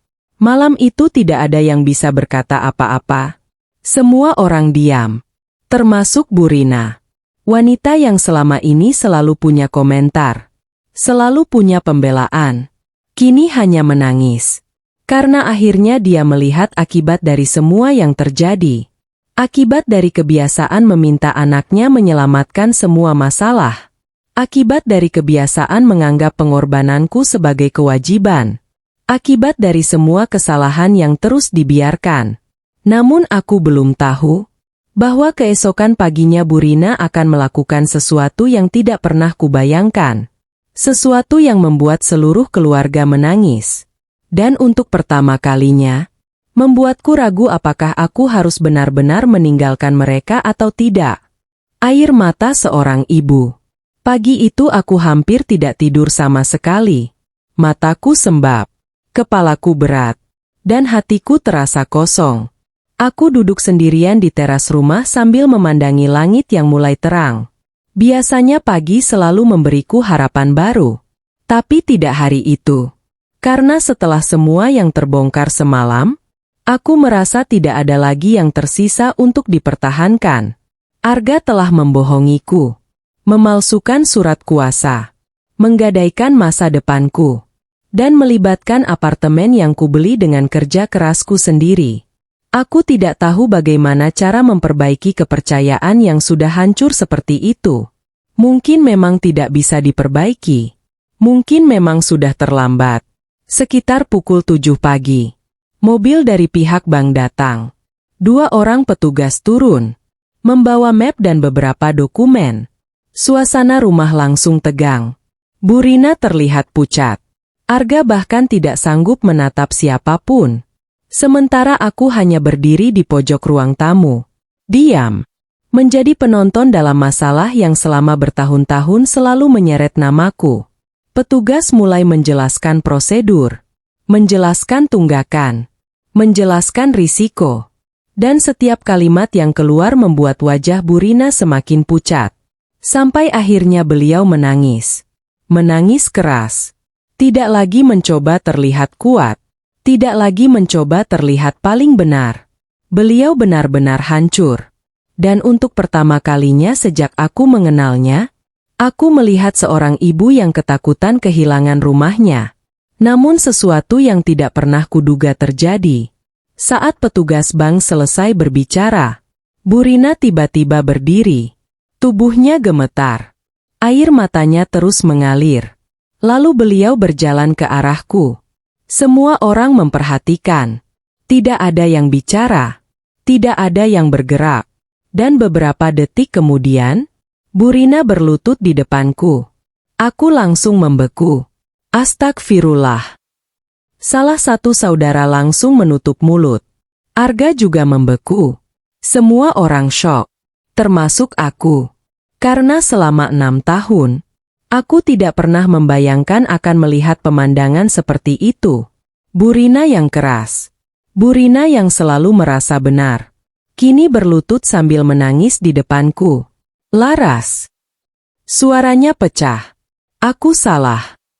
Air mataku langsung jatuh. Karena kalimat itu terdengar begitu tulus. Begitu penuh penyesalan. Aku terlalu sibuk melihat kekuranganmu. Sampai lupa melihat semua kebaikanmu. Tangisku pecah. Aku tidak bisa menahannya lagi. Karena selama bertahun-tahun, itulah satu-satunya kalimat yang ingin ku dengar. Satu kalimat pengakuan. Satu kalimat penghargaan. Bahwa aku juga manusia. Bahwa aku juga berusaha. Bahwa aku juga punya hati.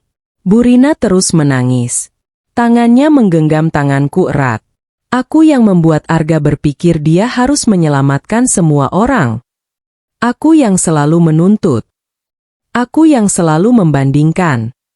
Aku yang membuat rumah ini menjadi tempat yang tidak nyaman untukmu. Ruangan penuh tangisan. Bahkan beberapa saudara ikut menangis. Karena semua orang tahu. Semua orang melihat. Dan semua orang sadar bahwa penyesalan itu datang terlambat. Sangat terlambat. Lalu Burina melakukan sesuatu yang membuat seluruh keluarga kembali terdiam. Beliau menoleh ke arah Arga. Tatapannya berubah. Bukan lagi tatapan seorang ibu yang membela anaknya. Melainkan seorang ibu yang akhirnya berani mengatakan kebenaran. Arga. Arga mengangkat kepala. Matanya merah. Iya, Bu. Lepaskan Laras. Ruangan langsung membeku. Aku bahkan lupa bernapas. Karena aku tidak menyangka kalimat itu akan keluar dari mulut beliau. Lepaskan dia. Tangis Burina semakin keras.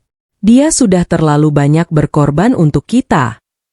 Air mataku jatuh tanpa henti. Karena untuk pertama kalinya, ada seseorang yang membelaku. Dan orang itu justru wanita yang selama ini paling sering menyakitiku. Arga mulai menangis. Benar-benar menangis. Aku nggak mau kehilangan Laras. Suaranya pecah. Untuk pertama kalinya aku melihat ketakutan yang sesungguhnya di wajahnya. Bukan takut kehilangan rumah. Bukan takut kehilangan uang. Tapi takut kehilangan aku. Sayangnya, perasaan itu datang saat semuanya sudah terlambat. Terlalu terlambat. Siang harinya aku masuk ke kamar. Melihat koper yang sudah siap sejak beberapa hari lalu. Aku membuka lemari. Mengambil beberapa barang terakhir. Dan saat itulah aku menemukan sesuatu. Sebuah amplop putih. Terselip di belakang tumpukan dokumen. Aku tidak pernah melihatnya sebelumnya. Namaku tertulis di depan amplop itu. Untuk Laras. Tulisan tangan Arga. Jantungku langsung berdebar. Perlahan aku membuka amplop tersebut. Dan saat membaca isinya, air mataku kembali jatuh. Karena surat itu ditulis 3 tahun lalu. Saat semua masalah keuangan mulai terjadi. Dan isi surat itu mengungkap satu rahasia terakhir yang selama ini tidak pernah ku ketahui. Rahasia yang mungkin akan mengubah cara pandangku terhadap semua yang terjadi. Rahasia yang akhirnya menentukan keputusan terakhirku. Apakah aku tetap pergi? Atau memberikan satu kesempatan terakhir? Akhirnya aku memilih diriku sendiri. Tanganku gemetar saat membuka amplop putih itu. Di depan amplop tertulis namaku. Untuk Laras. Tulisan tangan Arga. Aku langsung duduk di tepi kasur. Jantungku berdebar sangat keras. Entah kenapa aku takut membaca isinya. Takut menemukan kebohongan baru. Takut menemukan luka baru. Karena selama beberapa minggu terakhir, setiap kebenaran yang terbongkar selalu menyakitkan. Sangat menyakitkan. Namun akhirnya aku membuka surat itu. Perlahan. Lembar demi lembar. Dan saat membaca kalimat pertama, air mataku langsung jatuh. Kalau suatu hari kamu menemukan surat ini, mungkin aku sudah gagal menjadi suami yang baik. Tanganku mulai gemetar. Aku melanjutkan membaca. Aku menulis surat ini saat masalah keuangan mulai menghancurkan hidupku. Saat itu aku takut. Takut kehilangan rumah. Takut mengecewakan ibu. Takut dianggap gagal. Dan yang paling memalukan, aku lebih memilih berbohong daripada meminta bantuan dengan jujur. Air mataku mengalir semakin deras. Karena untuk pertama kalinya, aku membaca isi hati Arga yang sebenarnya. Bukan pembelaan. Bukan alasan. Bukan permintaan pengertian. Tapi penyesalan. Penyesalan yang tulus. Aku terus membaca. Dan setiap kalimat membuat dadaku semakin sesak. Aku tahu kamu lelah. Aku tahu ibu sering menyakitimu. Aku tahu kamu menangis lebih banyak daripada yang pernah kamu tunjukkan. Tanganku langsung menutup mulut. Karena selama ini aku selalu berpikir Arga tidak melihat semua itu. Ternyata dia melihat. Dia tahu. Dia sadar. Tapi dia memilih diam. Dan justru itulah yang paling menyakitkan. Karena dia tahu aku terluka. Tapi tidak melakukan apa-apa. Lalu aku sampai pada bagian terakhir surat. Bagian yang membuatku menangis paling keras. Kalau suatu hari kamu memutuskan pergi, jangan merasa bersalah. Karena mungkin aku memang tidak menjagamu sebagaimana seharusnya. Dan kalau suatu hari kamu menemukan kebahagiaan tanpa aku akan tetap bersyukur karena setidaknya ada seseorang yang akhirnya memperlakukanmu dengan benar. Aku tidak sanggup melanjutkan. Air mataku jatuh tanpa henti. Karena untuk pertama kalinya, aku merasa Arga benar-benar jujur. Tapi kejujuran itu datang terlalu terlambat. Sangat terlambat. Sore harinya aku keluar dari kamar. Koper sudah siap. Semua barang penting sudah kubawa. Burina duduk di ruang tamu. Matanya sembab. Begitu melihatku membawa koper, beliau langsung menangis lagi. Laras. Aku mendekat. Lalu duduk di sampingnya. Untuk pertama kalinya setelah bertahun-tahun, tidak ada kemarahan di antara kami. Hanya kesedihan dan penyesalan. Burina menggenggam tanganku. Maafkan ibu. Aku mengangguk pelan. Air mataku kembali jatuh. Aku sudah memaafkan ibu. Dan aku sungguh-sungguh. Karena memaafkan bukan berarti melupakan. Tapi membebaskan diri dari luka yang selama ini mengikat hati. Kemudian aku berdiri. Dan menatap Arga. Laki-laki yang pernah menjadi rumahku. Laki-laki yang pernah sangat kucintai. Laki-laki yang juga menghancurkan kepercayaanku. Dia menangis. Aku juga. Namun kali ini tidak ada pertengkaran. Tidak ada teriakan. Tidak ada saling menyalahkan. Hanya dua orang yang sama-sama tahu bahwa sesuatu yang berharga telah berakhir. Laras. Suaranya pecah. Aku minta maaf. Aku tersenyum tipis. Dan menjawab pelan. Aku tahu.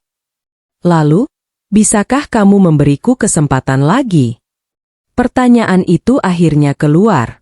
Pertanyaan yang sejak tadi kutunggu. Aku memejamkan mata. Mengingat semua yang terjadi. AC yang dimatikan. Penghinaan. Kebohongan. Air mata. Pengkhianatan. Dan semua malam ketika aku menangis sendirian. Lalu perlahan aku membuka mata. Aku sudah terlalu lama kehilangan diriku sendiri. Arga. Tangisnya semakin keras. Sementara air mataku terus mengalir. Aku harus menemukan diriku lagi. Kalimat itu menjadi jawaban. Dan Arga memahaminya. Karena dia hanya menunduk. Lalu menangis. 3 bulan kemudian, aku tinggal di apartemen kecil milikku. Apartemen yang berhasil kuselamatkan. Aku kembali fokus bekerja. Kembali tersenyum. Kembali tidur tanpa takut dihina saat menyalakan AC. Kembali menjadi diriku sendiri. Dan untuk pertama kalinya setelah bertahun-tahun, aku merasa damai. Benar-benar damai. 6 bulan kemudian surat cerai kami resmi selesai. Tidak ada perebutan harta. Tidak ada pertengkaran. Tidak ada dendam. Hanya 2 orang yang menerima bahwa cinta tidak selalu cukup untuk mempertahankan sebuah hubungan. Karena hubungan juga membutuhkan kejujuran, keberanian, dan saling melindungi. Setahun setelah semuanya berakhir, aku menerima pesan singkat dari Burina. Hari ini cuaca panas sekali. Aku menyalakan AC dan tiba-tiba teringat kamu. Maaf karena dulu ibu membuatmu merasa tidak berharga. Air mataku jatuh. Namun kali ini bukan karena sedih. Melainkan karena akhirnya, beliau benar-benar mengerti. Meski terlambat, sangat terlambat. Dan hari ini, saat aku duduk di balkon apartemenku sendiri, menikmati udara dingin dari AC yang menyala tanpa rasa bersalah, aku akhirnya memahami satu hal. Terkadang pergi bukan berarti menyerah. Terkadang pergi adalah cara menyelamatkan diri. Karena tidak semua tempat layak disebut rumah. Dan tidak semua orang yang kita cintai tahu cara mencintai kita dengan benar.